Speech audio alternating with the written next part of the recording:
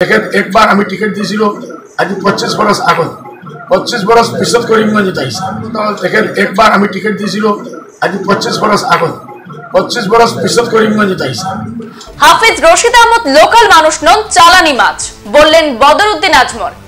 बापदादार माटी एखाने आछे किन्तु निजेर कोनो सम्पत्ति नेই। 25 বছর আগে একবার টিকিট দিয়েছিলাম, 25 বছর পর আবার এসেছেন। যদি জয়ী হয়ে যান তাহলে আবার গুয়াহাটি চলে যাবেন।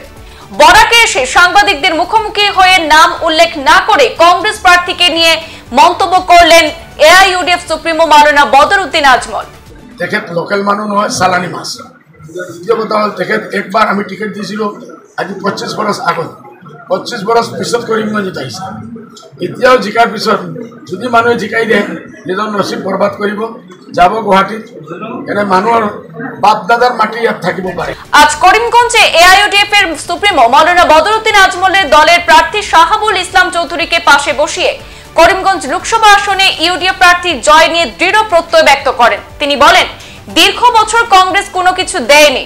প্রথম কোন মুখ্যমন্ত্রী এসেছেন, মুসলমানকে টাকা বিতরণ করছেন, গরিবের 50 থেকে 60 বছরের প্রাপ্য আছে বলে মন্তব্য করেন।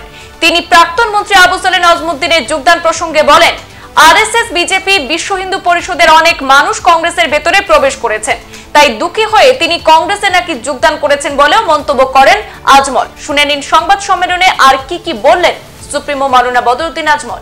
50 বছর কংগ্রেসত আছিল, মিনিস্টার আছিল, এই বদরপুরের এমএলএ আছিল, তেখেত হোম মিনিস্টার আছিল। আজি তেখেতে বহুত কিছু দুঃখ পাই আমার লগত 50 বছরের পুরানা রিলেশন তেখেতে দেখিছে, ম্যানিফেস্টো চাইছে, কংগ্রেসের ম্যানিফেস্টো, ইউডিএফের ম্যানিফেস্টো চোৱাৰ পিছত দেখিছে দুইটাই ম্যানিফেস্টো। এলে আজিৰ কংগ্ৰেছটো সেই কংগ্ৰেছ থকা নাই, আজিৰ কংগ্ৰেছটো সেই কংগ্ৰেছ থকা নাই। আৰএছএছৰ বহুত মানুহ কংগ্ৰেছৰ ভিতৰত সোমাই গৈছে, বিজেপিৰ বহুত মানুহ সোমাই গৈছে, বিশ্ব হিন্দু পৰিষদৰ বহুত মানুহ সোমাই গৈছে। সেইকাৰণে তেখেতে দুখী হৈ কৰিছে। আমি তেখেতক স্বাগত কৰিছোঁ, সাধাৰণ জানাইছোঁ, আদৰণি জানাইছোঁ, ৱেলকাম জনাইছোঁ। আৰু তেখেত অহাৰ কাৰণে আমাৰ দুখন বহুত লাভ হ'ব, বহুত লাভ হ'ব, এইটোৱে মই ক'ব বিচাৰোঁ। আৰু কেইজন অহাৰ কথা সম্ভাৱনা আছে? লাইন লাগি আছে। কালি আপোনাৰ ৰাজকীয় পেপাৰ গোৱালপাড়াৰ কেইবাজন পদবী কি নাম তোমাৰ জিলা পৰিষদৰ চেয়াৰম্যান, এক্স চেয়াৰম্যান, ধুবুৰীৰ এইসব জইন কৰি আছে, ডেইলি আমাৰ লগত জইন কৰি আছে। কৰিমগঞ্জত হ'ব কংগ্ৰেসে কয় এআইইউডিএফ বিজেপি ভাই ভাই আৰু এআইইউডিএফ কয় কংগ্ৰেস বিজেপি ভাই ভাই। আচলতে ৰহস্যটো কি, কোন কাৰ ভাই? আপোনালোকে পেপাৰলৈ বেছি জানিব, ভিতৰুৱা কথা আপোনালোকে জানে।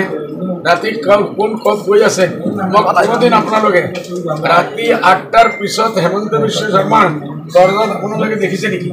কইলে যে কোনো কংগ্রেসী হোক রকিবুল হোসেন আর ভূপেন বরার পর আরম্ভ করি কমলাকান্ত গোল যিসকলে রাইট কৰি তাত থাকিছে, চিএমৰ পৰা পইচা লৈছে, যিসকলে আজি বিজেপি কৰিছে, যোগদান কৰিছে, খোলা কৰি ঝটঝট পটপট হৈ গ'ল।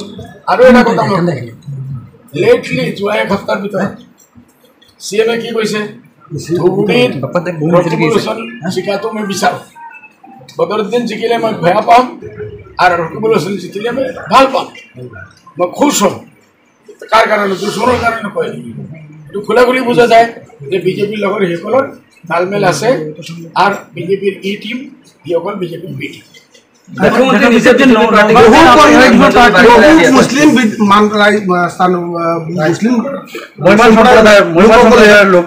বিজেপি যোগদান কৰিছে, কি এইটো কি কাৰণ? কংগ্ৰেসে মুসলমানক ৰাখিব পাৰা নাই, কংগ্ৰেসেৰ দোষ। আজি যেনেকৈ আমাৰ আবু সালেহ নিজামুদ্দিন সাহেবৰ নিচিনা এজন সিনিয়ৰ মানুহ আহি জইন কৰিছে, তেখেত বিজেপি যাব নোৱাৰে, আইডিঅলজিকেল ফৰক আছে, ডিফাৰেঞ্চ আছে, তেখেত আমাৰ লগত আহিছে, উই ৱেলকাম। হ'লে বাকী যিমান মুছলমানসকল গৈ আছে এই কংগ্ৰেছৰ পৰা দুখ পাই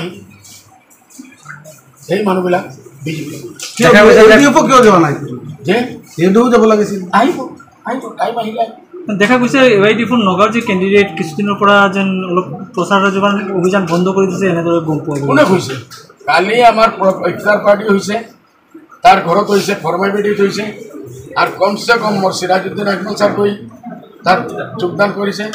আৰু গুৱাহাটীৰ কংগ্ৰেছী নেতাসকলে গৈ যোগদান কৰিছে মোৰ দেন 5,000 মানুহে ইফতাৰ পাৰ্টি খাইছে আৰু কি লাগে 50,000 মানুহ লাগে আৰু কৰিমগঞ্জৰ চাবুল ইছলাম আপোনাৰ কিমান আমাৰ চাবুল ইছলাম আমাৰ কেণ্ডিডেট আমি টিকেট দিছোঁ মোৰ 100% আশা আছে যে চাবুল ইছলাম জিকিব কাৰণ চাবুল ইছলামৰ অপজিশ্যনত যে কেণ্ডিডেট উঠিছে তেখেত লোকেল মানুহ নহয় চালানী মাছ দ্বিতীয় কথা হ'ল তেখেত একবাৰ আমি টিকেট দিছিলোঁ আজি 25 বছৰ আগত 25 বছৰ পিছত কৰিমগঞ্জত আহিছে এতিয়াও জিকাৰ পিছত যদি মানুহে জিকাই দিয়ে নিজৰ নচিব বৰবাদ কৰিব যাব গুৱাহাটীত এনে মানুহৰ বাপ দাদাৰ মাটি ইয়াত থাকিব পাৰে এনে তেখেতৰ কোনো মাটি এটা আছে বুলি মই নাজানো আৰু গুৱাহাটীত তেখেতৰ ঘৰ বাৰী আছে গুৱাহাটীত থাকে সেইটো কাৰণে গুৱাহাটীত যাব প্ৰেক্টিছ আকৌ আৰম্ভ কৰি দিব বাছ আপুনি কি ভাবে AIUDFৰ লগত কাৰ প্ৰতিদ্বন্দ্বিতা হ'ব AIUDFৰ লগত প্ৰতিদ্বন্দ্বিতাটো কাৰ হ'ব কোন দলৰ নগাঁও কৰিমগঞ্জ আৰু ধুবুৰী AIUDFৰ লগত কংগ্ৰেছৰ প্ৰতিদ্বন্দ্বিতা হ'ব আৰু ধুবুৰীত ইনশাআল্লাহ আপোনালোকৰ যদি দোৱা থাকে বদৰুদ্দিনৰ কম্পিটিশ্যন বদৰুদ্দিনৰ লগত মুখ্যমন্ত্ৰী নিজে কৰিমগঞ্জৰ বিজেপি প্ৰাৰ্থীক জিকাবলৈ তেওঁ নিজে পথাৰত নামিছে কঁকালত টঙালি বান্ধি নামিছে ভাই আজি Modiji and is all party India গঠবন্ধনক চেছ কৰিবৰ কাৰণে নামি গৈছে চব হাৰি যাব নেকি ৰাহুল গান্ধী হাৰি যাব নেকি আমি নাভাবোঁ খালি নামিলে হ'ব পাৰে CM চাব নামিছে পইচাৰ টোপলা দিব আমাৰ গৰীব মানুহ 50-60 বছৰৰ পৰা কংগ্ৰেছে একো দিয়া নাই এতিয়া প্ৰথমে যেন চিফ মিনিষ্টাৰ আহিছে 2 বছৰমানৰ পইচা বাকী আছে লওক না আপোনালোকে কিয় বেয়া আপোনালোকে ক'ব লাগে থেংক ইউ আৰু বেছ কৰি দিয়ক আমাৰ গৰীবসকলৰ 50-60 বছৰ প্ৰাপ্য আছে আপুনি দি দিয়ক কংগ্ৰেছতো দিয়া নাই আপুনি দি দিয়ক জনা গৈছে যে যি মহিমাসকল বিজেপিত গৈছে তেওঁলোকে আচলতে বিজেপিক ভোট দিব নেকি তেওঁলোকে ইমান প্ৰায় 28,000 আশা নাই চাওক প্ৰশ্ন আছে 5-10% নামিছে বাকী 90% মোক কংগ্ৰেছত ভোট নিদিয়ে এই 90% ভোট আমাৰ কিমান কুইণ্টেল হ'ব মানে কৰিমগঞ্জৰ লোকসভা সমষ্টিত ভোট দিব বুলি আপুনি ভাবে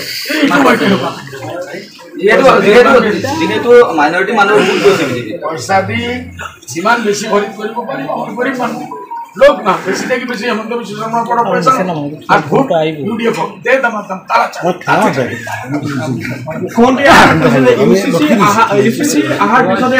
ফাল্টু বস্তু মই বিয়া কৰাৰ সেইটো ধেমালি আছিল তেখেত ধেমালি কৰিছে আপোনালোকে এইটো সংবাদ এই পৰ্যন্তই ফিৰছি পৰবৰ্তী অন্যান্য আপডেট নিয়ে ধন্যবাদ।